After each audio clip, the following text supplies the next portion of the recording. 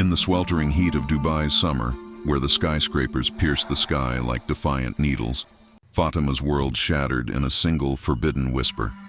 She was 32, a widow cloaked in the black abaya of tradition, her life a cage of gold-plated grief after her husband's fatal car crash 2 years ago. But that night, as she stared at the pregnancy test's accusing pink lines, her hands trembled, not from fear of Allah's judgment, but from the electric memory of Raj's touch, the Indian laborer who had ignited a fire she never knew burned inside her. How had a simple glance in the bustling construction site turned into this? A Haram pregnancy that could unravel her family's honor, her Emirati legacy, everything. It started innocently enough, or so she told herself. Fatima, heir to a modest oil fortune, volunteered at a charity for migrant workers, a way to fill the void left by her loveless marriage. Her husband Khalid had been a distant figure, more interested in business deals than her dreams. Widowed young, she navigated the conservative circles of Abu Dhabi with poise, but loneliness gnawed at her like desert sand in the wind. One afternoon, amid the clamor of hammers and drills at a new mall project, she handed out water bottles to the sweat-drenched crew.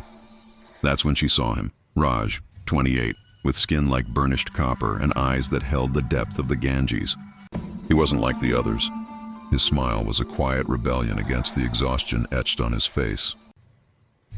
"Thank you, ma'am," he said in accented English, his voice low and melodic, like a sitar string plucked in the night. Fatima froze. No man had looked at her like that since Khalid, and even then, it was duty, not desire.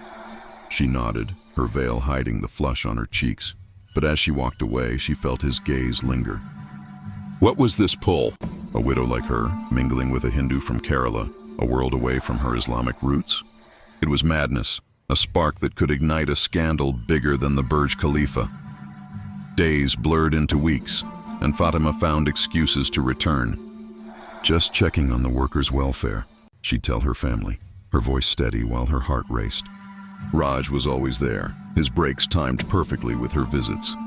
They'd talk under the shade of unfinished beams, about his dreams of sending money home to his ailing mother, her secret passion for painting landscapes forbidden by her conservative in-laws. "In India, we say love finds you when you're not looking," he joked once, his fingers brushing hers as he passed her a sketch he'd drawn on scrap paper. A woman in an abaya, standing defiant against a stormy sea. Her breath caught. Was this flirtation, or something deeper, more dangerous? The first kiss happened in a stolen moment, behind a stack of concrete blocks, the air thick with dust and unspoken longing. Fatima had tripped on debris, and Raj caught her, his arms strong from years of toil. Time stopped. Their lips met in a rush of heat, her abaya slipping just enough to reveal the curve of her neck. "This is wrong," she whispered, pulling away, but her body betrayed her, leaning back in. Raj's eyes darkened with passion. "Then why does it feel like fate?" he murmured. That night, alone in her lavish villa, Fatima touched her lips, replaying the scene. Society would stone her for this, a Muslim widow with an infidel. But the thrill was intoxicating, a drug she couldn't quit. Suspense built like a sandstorm on the horizon. They met in secret, late-night drives in her tinted SUV where Raj would slip in through the back, his construction overalls traded for a simple kurta. In hidden cafes on the outskirts, they'd share stories. Raj spoke of monsoons in Kerala, the spice-scented air, his ex-fiancée who left him for a richer man.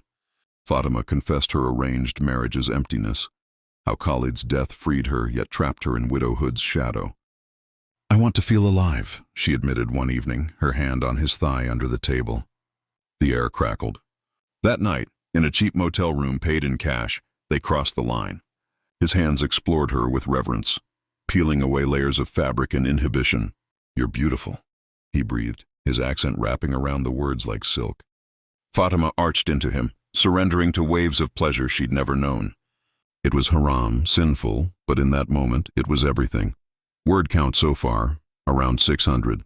But the story deepened, twisted with risks that kept her awake. Whispers in her family circle, her brother Ahmed noticing her late returns, questioning her charity work. "Be careful, sister," he warned, his eyes sharp. "Our name is all we have."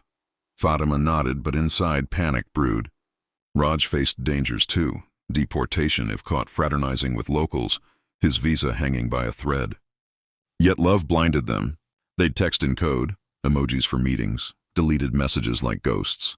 One evening as they lay entwined in her guest house, her main villa too risky, Raj traced her belly. What if we ran away? He dreamed aloud. Fatima laughed bitterly. To where, India? They'd kill me for apostasy. But the idea lingered, a suspenseful what-if that fueled their passion. Then came the shock, missed periods, nausea in the mornings. Fatima bought the test in a pharmacy far from home, her heart pounding. Positive. She confronted Raj in their secret spot, tears streaming. What have we done? She sobbed. He pulled her close, his face pale.